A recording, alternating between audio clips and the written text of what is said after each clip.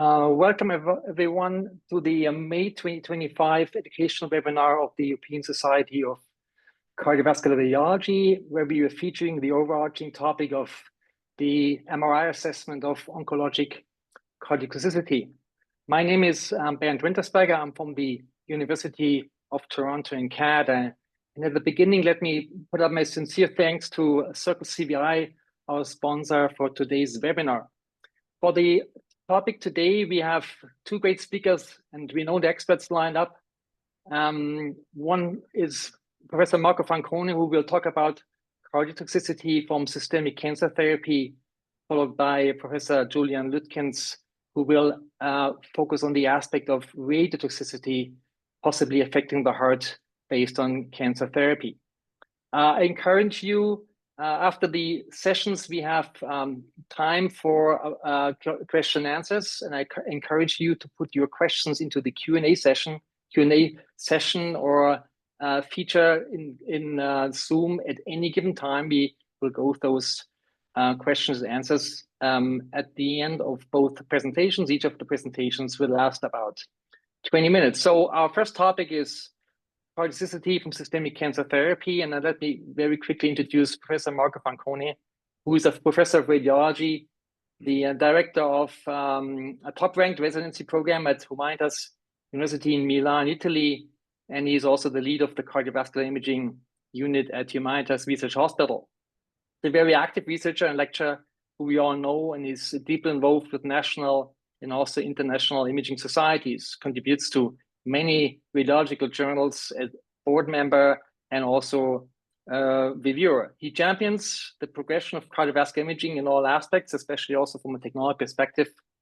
And his primary focuses are cardiovascular CT and MRI, with a special attention to coronary artery disease and cardiomyopathies. He has published over 250 index papers. The age index is at high 40 these days, and he has been a prior president of the Italian College of Cardiovascular Radiology, and he's currently actually our president-elect of the ESCR, who will become president after Professor Salgado. Furthermore, he recently joined the steering committee of the ESCR, the European School of Radiology. Radiology is one important thing of Marco's life. Obviously, also his family is a very important aspect, but there's one other love that I have to mention here, that's his love for football. And in case of anyone questions his allegiance, you can put that as rest. It's of course AS Roma, the major soccer club from Rome. He will have plenty of opportunities to follow matches in Rome again, because that's actually fairly new to me as well. We will move back to Rome at the beginning of June and will become the chairman in radiology at Sandrea Hospital in Rome. Congrats, Marco, and the floor is yours. Thank you. Thank you very much, first of all, for the great and extensive introduction. You mentioned, not because I don't love my job, the most important thing is my soccer orientation. And it's a great pleasure to join these webinars and to join today's session with you and with Julian, who are really great and well-known experts of the field. Let me share the screen. If there is any problem in the projection, just let me know, but usually it worked 10 minutes ago, and I'm confident it will work. So what I've been asked to talk about is a topic that we have heard more and more in the last few years. A new field of cardiology and oncology has born since at least 10 years, which is cardio-oncology. And today there is an understanding, despite the controversial data reported in the guidelines, that cardiac MR can really make the difference in recognizing non-invasively myocardial damage in patients going systemic treatment. This first slide is a clinical one. Basically, the relationship between immune system, immune response, and cancer has been a source of interest for experimental and clinical research since at least 20 years. So it's not a new topic. And today we have reached an optimum regarding some cancers, particularly in pediatric patients and in breast and prostate, where the ratio between incidence and mortality is going down. So really, we are talking about a game changer in patients' prognosis and patients' treatment, which covers various drugs. Professor Luetkens will talk about radiotherapy. There is immunotherapy. There is the classic chemotherapy and the targeted therapy. And all these agents, I'm not a pharmacologist, of course, work and act differently. What is really a reason of concern and a source of interest? That's why we have new interaction with clinicians, with oncologists regards the prospective cardiovascular side effect of cancer treatment. Here we have a summary from a relatively recent article in JACC Cardio-Oncology 2020, and you see the spectrum of different agents and what can be the consequence. I will go a little more in detail in the rest of my presentation. Let me start with a classic clinical case. I'm sorry, the video is not working. We'll make it to move. But this is a 77-year-old patient with an esophageal melanoma with a scan before and after ipilimumab and nivolumab. We are talking about two immunosuppressive immunocheckpoint drugs. You see this patient has a normal ejection fraction, biventricular volumes are normal, and T2 measured here is 47. In my institution, we have a cutoff of 50, so this is totally normal. After chemotherapy, things change significantly in only 3 months, and this is a typical threshold and temporal interval. I would keep in mind patients become symptomatic. As you see here, he develops ventricular arrhythmias, fatigue, and chest pain. You see that the ventricle is dilated, ejection fraction goes down from being normal to being around 40%. And interestingly, T2, which is an exponential parameter, increases from 47 to 60. So this is massive myocardial edema related and associated with this kind of treatment. And this is what we see in all patients, or in the vast majority of patients with chemotoxicity. So from an imaging perspective, diagnosis is not particularly challenging. This patient had a diagnosis of grade 3 myocarditis. I will briefly refer to. Unfortunately, the decision was to discontinue immunocheckpoint, hospitalize patient, monitor ECG, and administer high dose of prednisolone in a long observational period. So together with my colleagues, together with Christian as well, 2 years ago, we wrote an editorial asking ourselves what is the value and the role of MR to unveil the mechanisms and early manifestations of antidrug cardiotoxicity. But effectively, it's not a new topic. I found this very old article in 1977 in the American Journal of Medicine, talking about daunomycin-induced cardiomyopathy and cardiotoxicity in children and adults. What is interesting here is that it shows what is probably obvious today. I hope you see the pointer, but you see there is a direct proportion between incidence of heart failure and doses of the drug, with a spectrum of abnormalities that are basically not particularly different from what we see today. And even interestingly, just to show that we are very often saying the same things, this was 50 years ago, roughly, or almost 50 years ago, we should study the effect of this drug. So you see, effectively, cardio-oncology is a relatively new field, but the story of damage of drugs to the heart in cancer patients is a very old report. If we look at the 4 pillars of cardiotoxicity effects in patients with, according to the European Society of Medical Oncology, you have 4 major principles to look at the baseline risk of patients with cardiotoxicity and cardiovascular risk factor, to look at a collaborative approach to identify the treatment and treat cardiovascular risk factors, and most important, cardiovascular imaging plays a pivotal role to look at these possible individuals.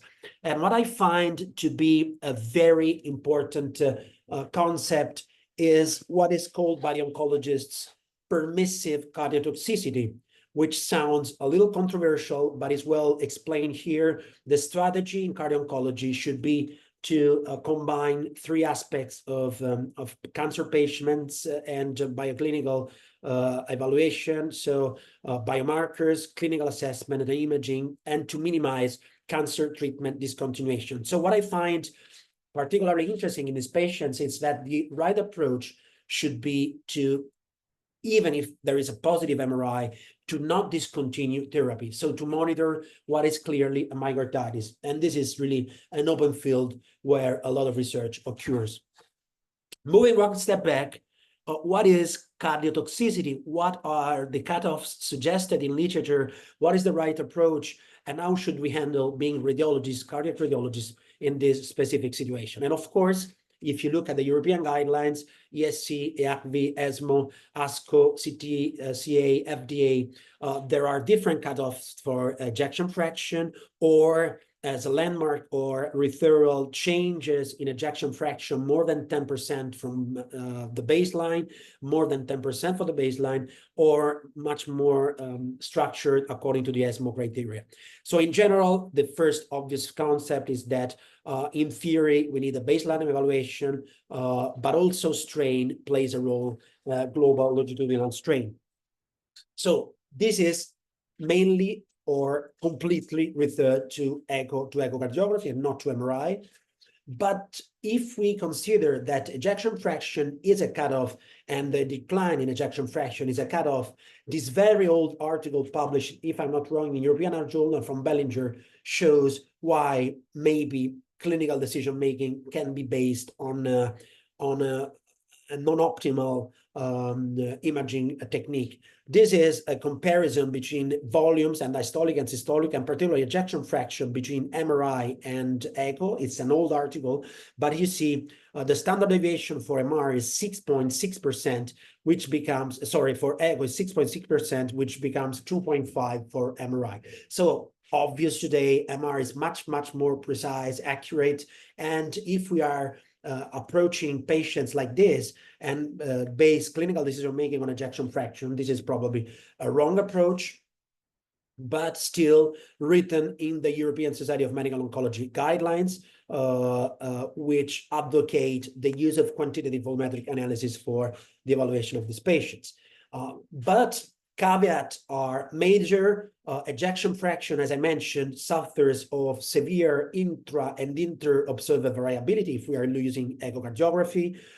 There are even changes in loading condition that may cause a variability in ejection fraction. And if we think of a 10% cutoff of the functional decline in these patients, and we are using a tool that has an inter-observer variability and standard deviation of 7%, this can be a problem. But of course, nobody does MR because we are only interested in measuring ejection fraction and volumes. We have more tools still remaining in the functional evaluation, and this is strain feature tracking from global to regional wall motion abnormalities. Why am I showing you the myocardial deformation imaging concept? Because, of course, this is recommended in the European Society of Medical Oncology guidelines. I think it's a very fascinating field of research because myocardial deformation imaging and strain evaluation with echo, but also with MR, may facilitate early detection of subclinical cardiac dysfunction. Let me show you an example. This is a 65-year-old male with advanced breast cancer, so very aggressive cancer in male population. You see here T2 is basically normal. We have a global longitudinal strain. I will show you this parameter because it has been shown to be the highest predictor of early dysfunction in these patients, which is minus 13%. Ejection fraction is normal. After 4 months, interestingly, patients is asymptomatic, but you see that strain reduces from 13.9 to 11%, and T2 slightly increases from 48 to 52, still within the range of the variability of these measurements, but certainly we are able to combine tissue abnormality with strain abnormalities. And this is particularly interesting and reported in European radiology by this Chinese group, Dr. Zhao, who identified a cutoff of 14.2% of global longitudinal strain as a strong predictor of major adverse events in patients with immunocheckpoint myocarditis and CMR who were followed up for 171 days. Why am I showing you this? Because there is ejection fraction, of course. We know MR is superior to echo. We can also look at regional function. We can also measure strain. It is a tool of research, of course, but more and more there is an evidence in literature and in clinical practice that measuring strain and having normal values of global longitudinal strain may be predictive of early dysfunction. And that's very important.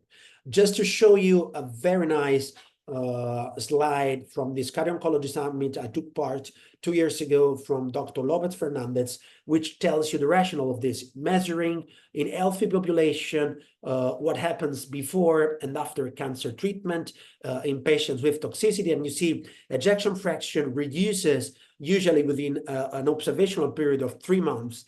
If we measure strain with echo in patients who will develop toxicity, early abnormalities in the strain are already visible within 2 months from the beginning of the treatment. So strain means prognosis, strain means very likely early prediction of ventricular dysfunction.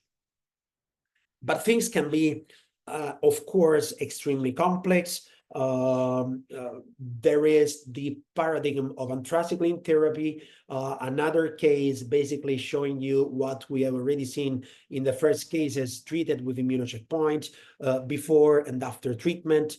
You see that end-diastolic volume is 174, huge dilation from February to May, with ejection fraction going down from 62 to 21%, and T2 in this row raising from 47 to 57. Again, I'm always showing the same cases because in acute cardiotoxicity, what mainly changes from a tissue perspective is myocardial edema.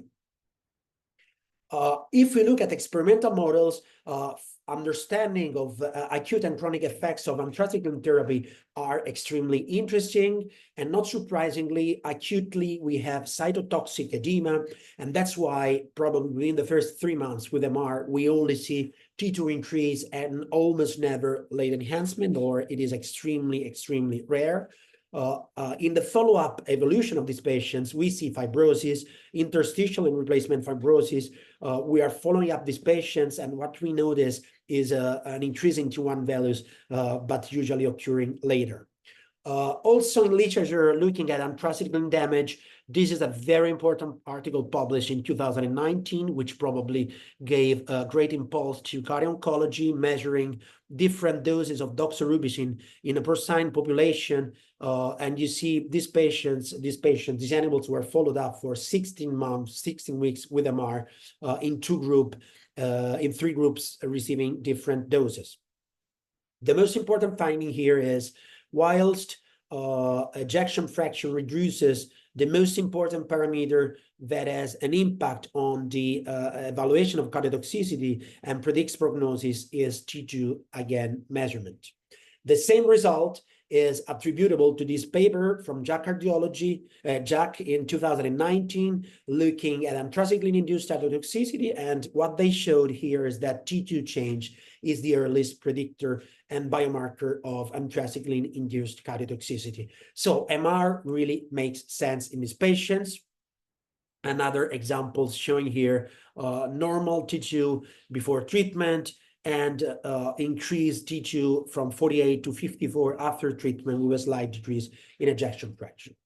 The last 7 minutes of my presentation are dedicated a little more to immunotherapy. I told you before, probably the increase in cancer survival in some specific neoplasia, like hematological neoplasia, metastatic brain cancer, melanoma, and they are growing and growing, is probably attributable to the revolution brought by immunotherapy. This is shown and summarized in this data from the International Cancer Agency, May 2023, which basically in a predictive model on the potential impact of single agent and combining immunotherapies shows that starting from chemotherapy in a given solid neoplasia to the introduction of ipilimumab plus PD-1 blockers plus chemotherapy produces an increase in the survival from 0.1%, from 10% to almost 100%. So really, the revolution is attributable to the development of immunostimulatory forces in the tumor microenvironment. This is a very complex slide. I tried also to understand from a nice paper in New England Journal of Medicine explaining how do these drugs work. They basically induce an uncontrolled immune reaction towards cancer, CD8 plus killer recruitment, pro-inflammatory and immunosuppressive response, and like in the CTLA-4, which is ipilimumab, the key is the inhibition of pathways for blocking anti-tumor T-cell activation. So basically, when these drugs are administered, there is a strong response of the immune system against tumors, and the killing of tumor cells is mainly induced by the immune system. The consequence we pay for this is, of course, that cardiovascular toxicity can be extremely important, leading to myocarditis, to electric instability, pericarditis, and coronary artery disease. I was telling you before about checkpoint inhibitor myocarditis.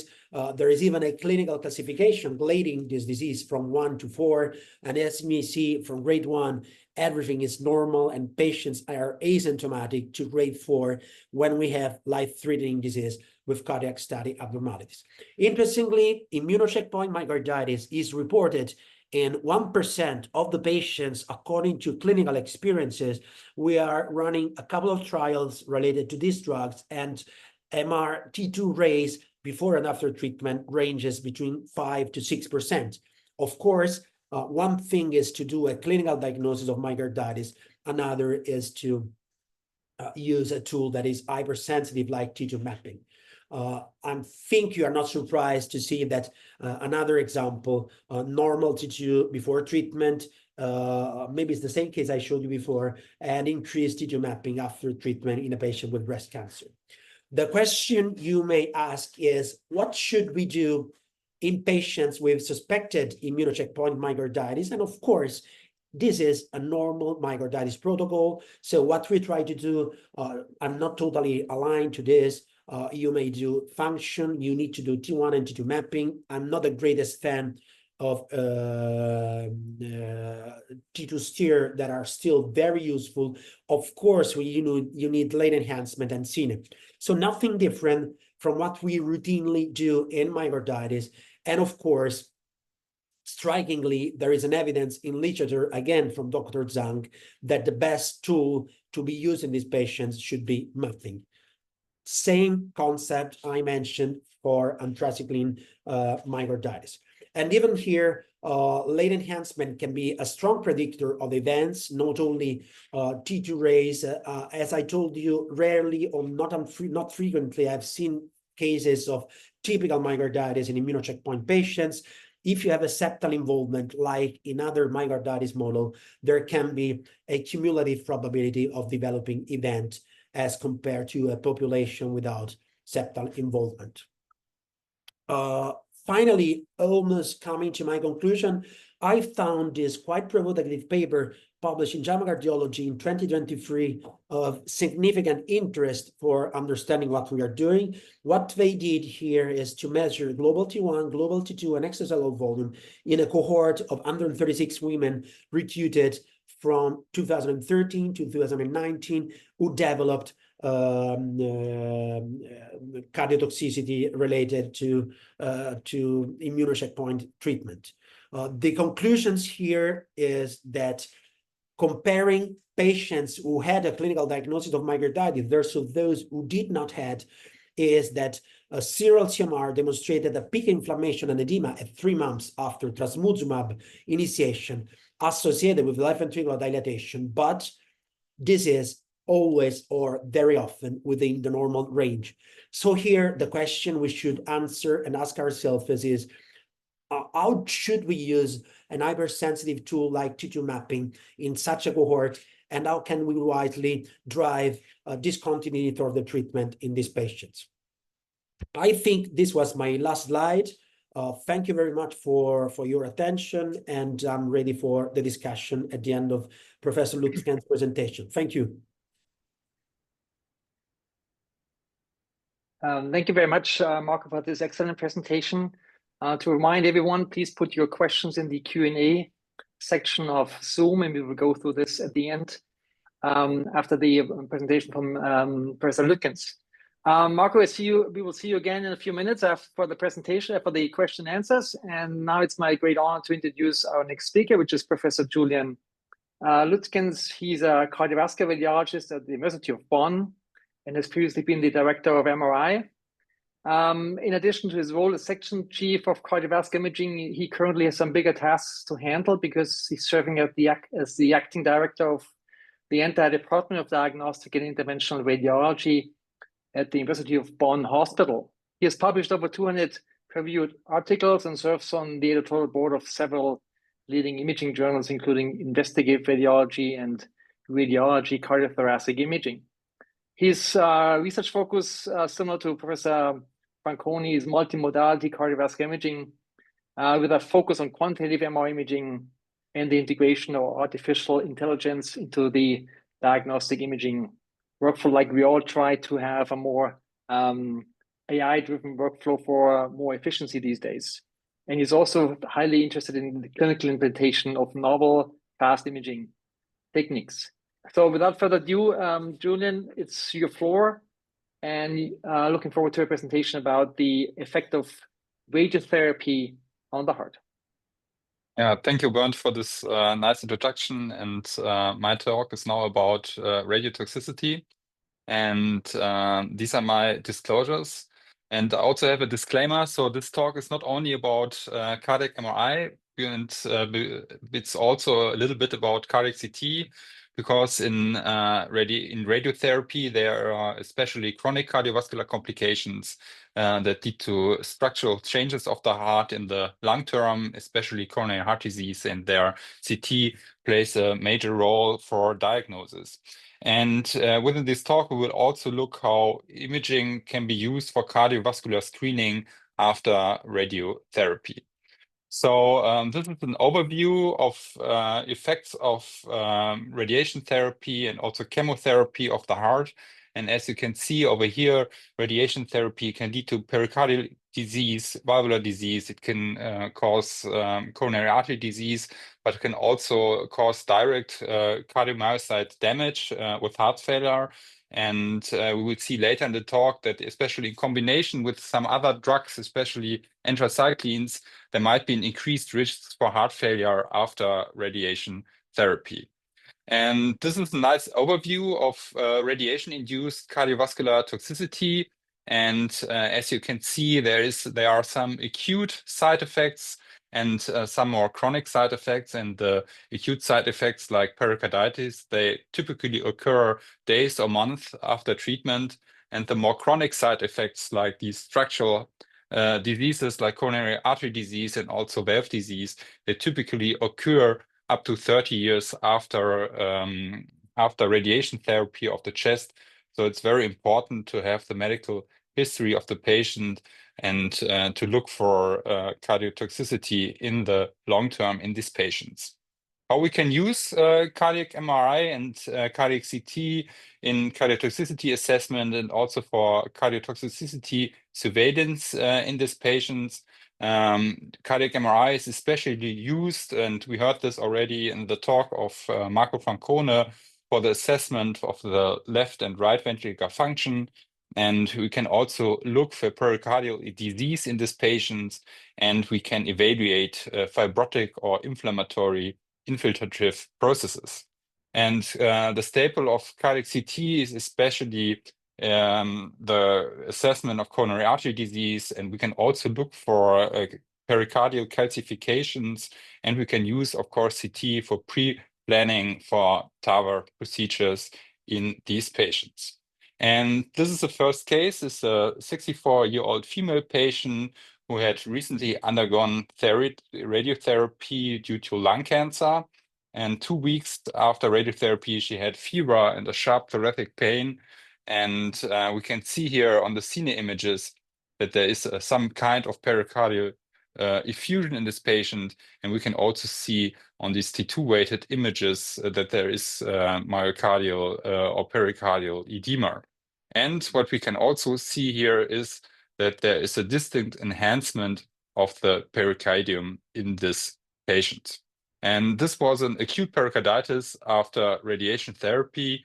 And just to remember once more, this is the most common acute cardiovascular complication we can see after radiation therapy, pericarditis and pericardial effusions.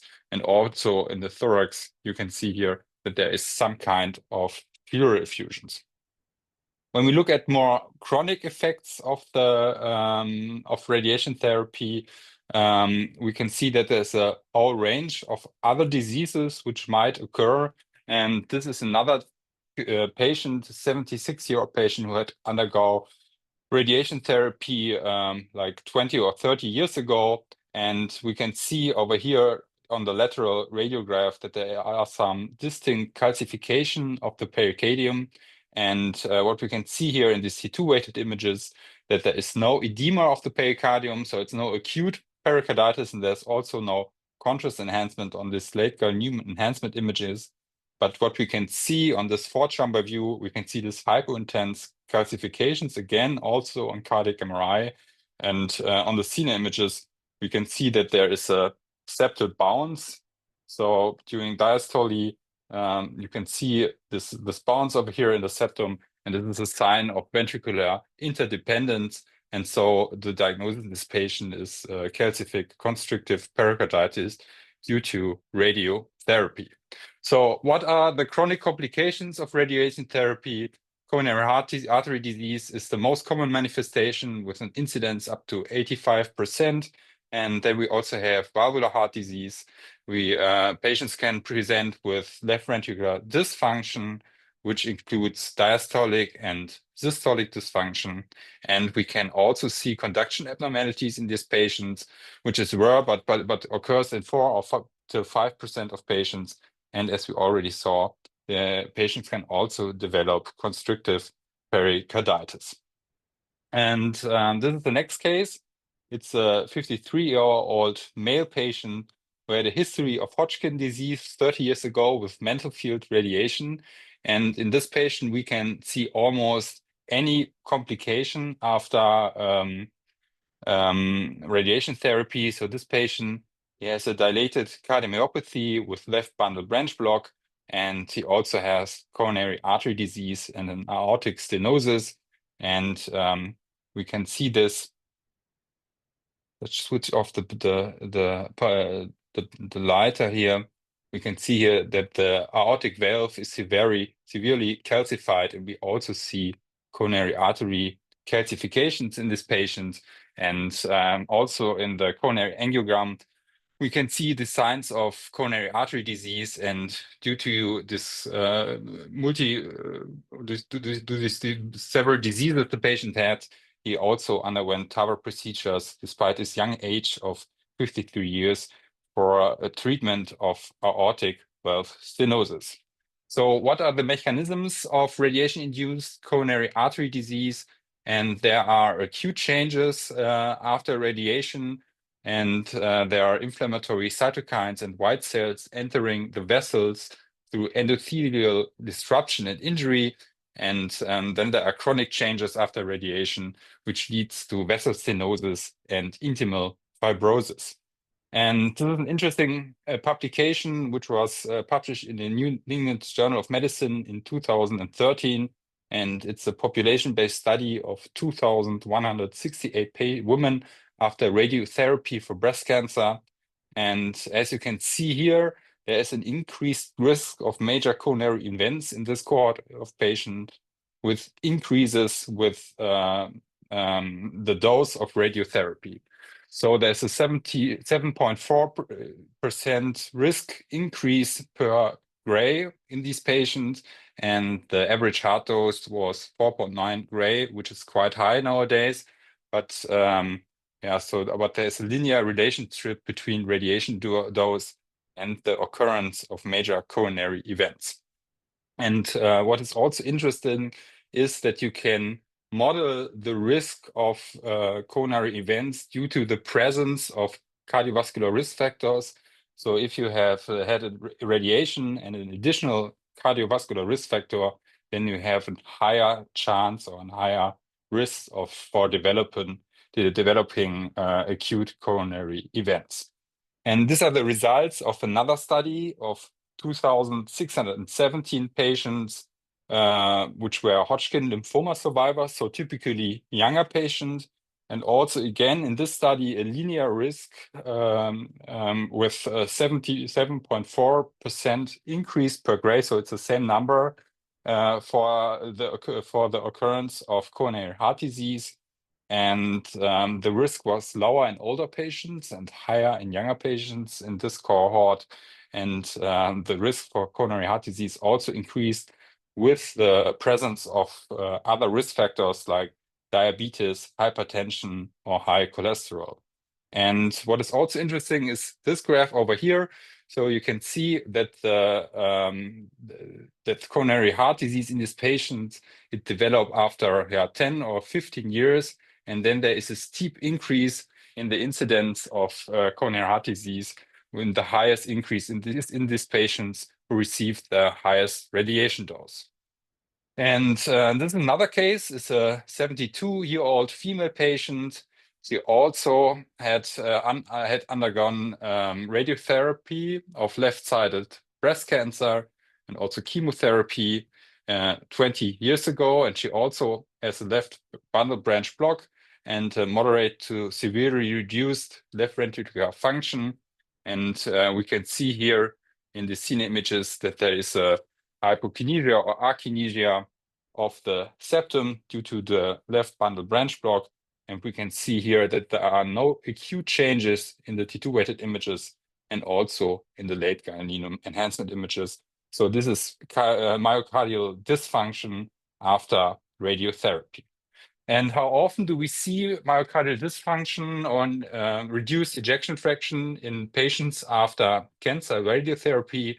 And this is a publication of 170 women who received a mean cardiac dose of 3.3 gray in a heart failure group and 2.1 gray in matched controls, which did not develop heart failure. And 64% of heart failure cases were heart failure with preserved ejection fraction. And what you can see also here is that the pre-existence of cardiovascular disease, especially ischemic heart disease or atrial fibrillation, also increases the risk for the development of myocardial dysfunction after radiotherapy. What is also important to know is that there is increased risk for development of cardiac disease or cardiovascular or myocardial dysfunction if you had a combined treatment of anthracyclines and radiotherapy. And in this study, there is an especially higher risk for the development of, for the cumulative incidence of cardiac diseases if you had received a higher radiation dose to the heart and additional anthracyclines. And also in this study of 1,362 childhood cancer survivors, there were the highest risk, 30 years risk for the development of cardiac events, which was mostly congestive heart failure, was in a group with anthracyclines and cardiac radiation. And again, there's this linear relationship between radiotherapy dose, but also chemotherapy dose. And if you look at the current guidelines of the ESC on cardio-oncology, you can see that there are distinct groups with grouped the patients according the risk of development for the development of cardiovascular complications. In the long term, there's a low risk group which only received under 5 gray mean heart dose, and there is a high risk group who received a higher radiation dose to the heart.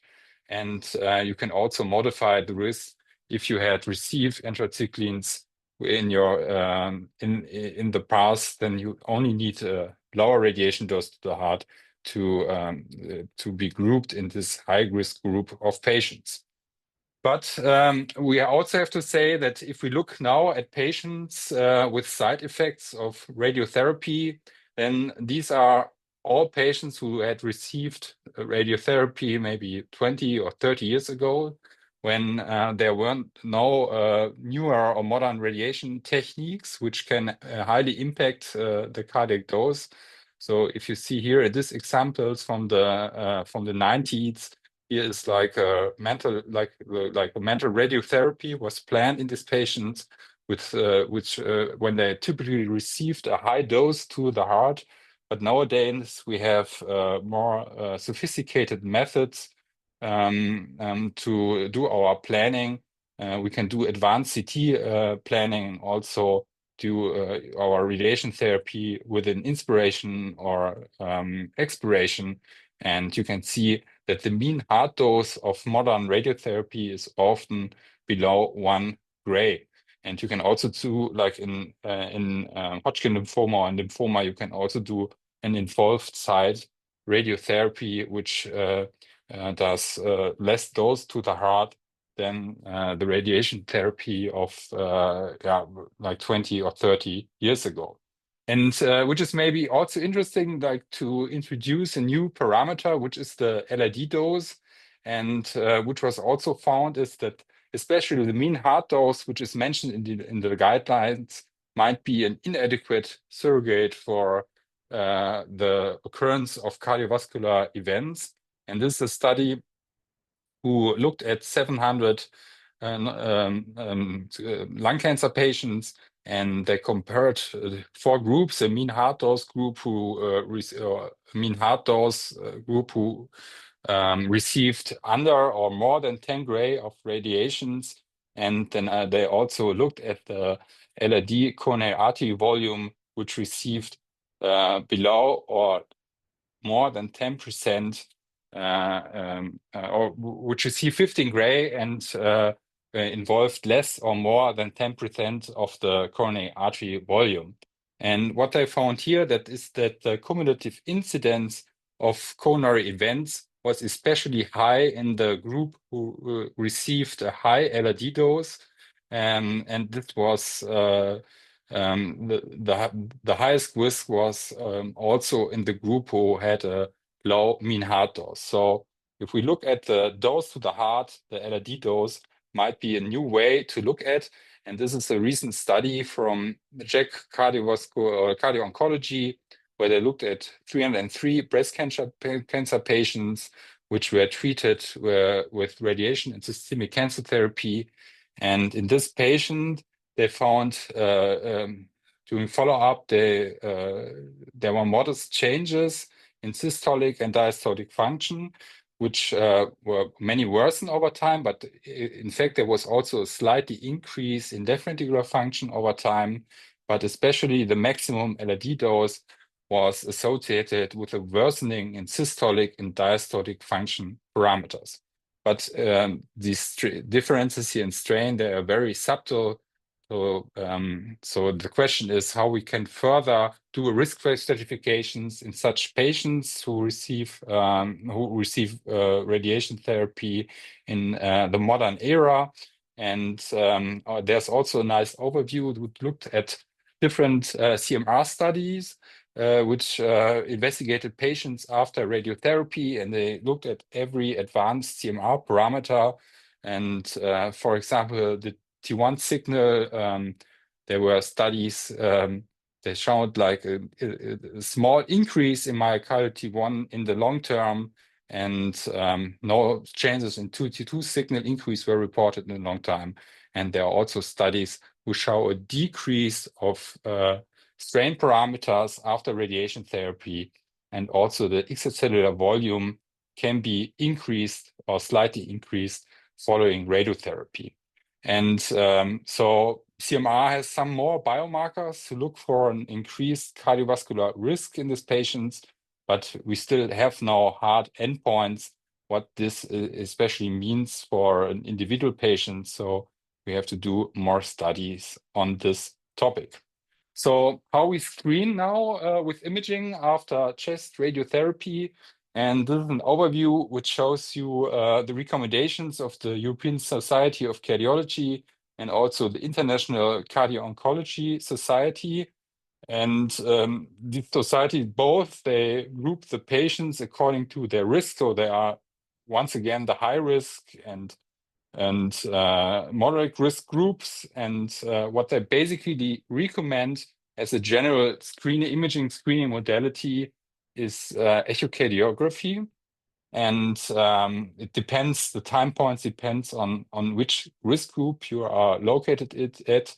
But also there is a coronary imaging screening recommended if the mean heart dose was above 15 grays, then cardiac CT or stress imaging is recommended 5 years post completion of radiotherapy, and then there should be a screening every 5 years. And also in this recommendation, it is stated that if you're not known to have coronary artery disease, you should do a cardiac CT every 5 years. And also for the assessment of cardiovascular function, you might also do a cardiac MRI every 5 years in these patients. So I already come to my conclusions of this talk. So there are different clinical manifestations of radiotherapy to the heart. Coronary artery disease is the most common complication. Patients might also develop valvulopathy, which with aortic stenosis might be especially common. They might develop pericardial disease or a cardiomyopathy with diastolic or systolic dysfunction. And in some patients, they will also develop conduction disorders. There are some risk factors, like the total dose of radiation to the heart and the volume of the heart, which was within the radiation field. And also younger age at time of radiation is a risk factor, and also pre-existing cardiovascular disease. And we have to screen patients who received a significant amount of radiation. And we can also use cardiac CT in them to look for coronary artery disease. And of course, any new symptoms or cardiovascular symptoms in these patients, especially if they have a past medical history of radiation therapy, warrants further investigations. So thank you very much. And we're open to questions, I think. Yeah, thank you, Julian, for this excellent presentation on the effect of radiotherapy. And to be honest, often it's a combination of radiotherapy and systemic cancer therapy in the lecture. So now we are at the Q&A session. I see already a few questions in my Q&A board. I'm gonna jump on the first one. And I think it's one of the most important questions is, how do you decide what patient should get a pre-therapy or pre-drug cardiac MRI? So essentially, you don't know what's going to happen, who should get there. And I think maybe just to elaborate a little bit, all societies, whatever societies there are, they always recommend to use the same modality for follow-up. I think this is very crucial. You shouldn't start with echo, then do an MR, and do an echo again, because we all know that they are now interchangeable. They may have some variations which may make things more complicated. Marco, maybe. Thanks. It's really great. And as you said, a key question for understanding what we are talking about. Let me disclose what I think is important regarding our results and my personal experience. I work in a big oncological hospital, so we are lucky enough to have funded research which allows us to study naive, for example, cohort before and after treatment. This is not the real clinical background, but after 2 or 3 years of more experimental research, we have started also to work on a clinical background. What I think counts a lot is firstly to identify patients receiving high or highly toxic chemotherapies. So, for example, because we have an anthracycline protocol, cumulative doses more than 250 grams per square meter can be at high risk of cardiotoxicity. So if you know that the patient is receiving that, or like trastuzumab, for example, is at high risk of toxicity, or if it is combined with an aggressive radiotherapy, as you said, Bernd, this can be clinical indication. So the first thing is, which kind of drug is the patient going to receive? Secondly, of course, consider pre-existing cardiovascular disease. If we have elderly patients with heart failure, infarction, etc., they are at risk. And I would say also what really counts is to look at the baseline kind of biomarkers. So and this is related to heart failure, is the proBNP is already high before the examination, before the therapy, this is another clinical point to address. In general, let me say that there is nothing written in the guidelines. Something in the ESC 2022 was addressed regarding this, but MR should be the driver. I don't know what's your experience. Yeah, so I don't think that it is written in the guidelines anywhere to do a cardiac MRI or CT in any patient with planned chemotherapy or radiation therapy. But what we can, of course, do is what we can model the risk factors of these patients. So if we have, for example, CT available in these patients, and there is, for example, coronary artery disease or some calcifications, we can especially modify the risk. Yeah, this is also what might be recommended. It's not a class A recommendation, but this is of course what we can do with imaging, and otherwise echo and detailed cardiovascular examination. I think it's the reference standard in these patients. Thank you, Julian. Maybe just to add, I mean, MR is mentioned in some of the guidelines, and I think the most comprehensive guidelines, I think it's over 100 pages, is the ESC criteria published a few years back. And they obviously, in every single case, like we know in other modalities and other diseases, whenever echo fails, it's MR to replace it. We know how accurate MR is. But Julian, you make a great point. Most patients with malignancies undergo staging CTs.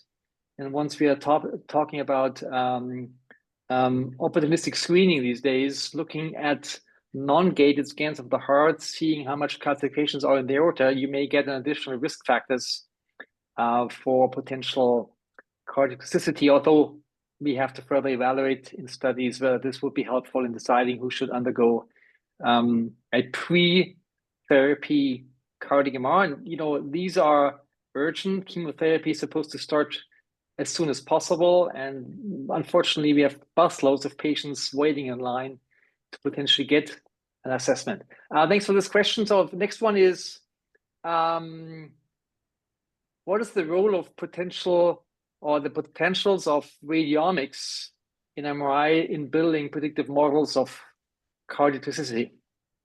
To either of you or both of you. Maybe I start. My disclosure is that I'm not the greatest fan of radiomic analysis in general, but in cardiac MR, the model works well. We have so many first and second level order variables that can be predictive. There has been in late enhancement prediction in fibrosis, for example, in hypertrophic cardiomyopathy, in other models, a clear striking evidence that certain variables are predictive. So for sure, it can work. But if you ask me, I'm always wondering what is the translational impact of the radiomic analysis in clinical practice? How could we use the information? I'm even doubtful about feature tracking. So how could you use this number? So for sure, we know that fibrosis and radiomic evaluation of fibrosis is predictive of events in different models. I'm not aware of papers on cardiotoxicity, but I'm not sure how much useful could it be in clinical practice. Yes, I also have to answer the question like Marco. So I'm also not convinced of these techniques of radiomics, and there are papers about myocarditis who looked at like the heterogeneity of T2 values, for example, and showed that these had a positive impact on the diagnostic performance of T2 mapping. But I don't know data about radiomic analysis regarding cardiotoxicity. But yeah, of course, we will see what will come out, but I don't think that this will have a major clinical impact. I think it's important to keep in mind, we're talking about studies who have a certain number of large cohorts of participants. In daily routine, we have this N population, N equals 1 in front of us, and have to make a decision whether a patient is at risk or not. It's a very important consideration. The next question is about the, is there any evidence that the analysis of fibrosis with 3D MRI is helpful in assessing cancer therapy. And I mean, I'm not entirely sure whether this relates to LGE. Apart from ICI myocarditis, most anthracycline cancer therapy-related dysfunctions don't actually show a lot of LGE, so it's not really a very helpful markers, but it could also relate to diffuse imaging. And keep in mind, most centers these days still do like 3 or 4 slices of T1 and T2 mapping. It's really a kind of a very sparse sampling of the ventricle, and we make diagnosis, or we think we can make diagnosis better than that. So 3D would be certainly beneficial. Marco, Julian, any comment on this? I mean, if you have a very nice 3D CMR sequence for LG imaging, for example, you should use this. And maybe you're also faster in your imaging. So it's a more technical question, I would say, but that there is a distinct advancement to if you use such techniques, I don't think so. No. I agree. I think mainly histologically, we see mainly an edematous reaction. So if you ask about fibrosis, I'm very doubtful. You don't need 3D imaging, although I'm not aware of studies, I'm not aware of specific experience. Of course, having a 3D assessment is always better, etc. But here, the main biomarker, the earliest, the most important predictor seems to be T2 or strain, but I'm not sure about fibrosis. Maybe I add one question, but the ECV is an interesting and especially robust biomarker of toxicity. Maybe just to add to that, I'm not sure what your thoughts are, but I think personally ECV is even a bit more problematic than T1 mapping because it has multiple measurements, and we also have to keep in mind that the hematocrit goes 1-to-1 into ECV calculations. A percent offset in hematocrit means a 1% offset in ECV. Marco, any thoughts about ECV? Same considerations you did, because we are looking at a new field. We don't know exactly what is the real clinical value and what are we measuring. So mainly CMR-derived ACV can be interesting, fairly robust in a series of situations, maybe to measure fibrosis in high-risk patients. I'm not sure that extracellular volume expansion can be a feature of interest in the model of myocardial damage, if we talk about acute model. Okay, so the last question we're going to take here, which kind of mixes also with the question I actually had. Yeah. There's a 2024 paper on how often actually patients with clinical myocarditis based on ESC criteria do meet Lake-Lewis criteria. And I'm sure, Marco, you know this paper. I showed it at the ESCR in the session, and only 30% of patients who have clinically myocarditis based on ESC criteria meet full Lake-Lewis criteria. Doesn't mean the MR is normal. It means full Lake-Lewis criteria. How do we deal with that in an ICI setting? Knowing ICI myocarditis is rare, let's say 1, maybe 2%, but in case it happens, it has a high mortality of about 50%. And also knowing that, let's say, everything is going to immunotherapy. All cancer drugs are in the direction of immunotherapy, so you may see more of those.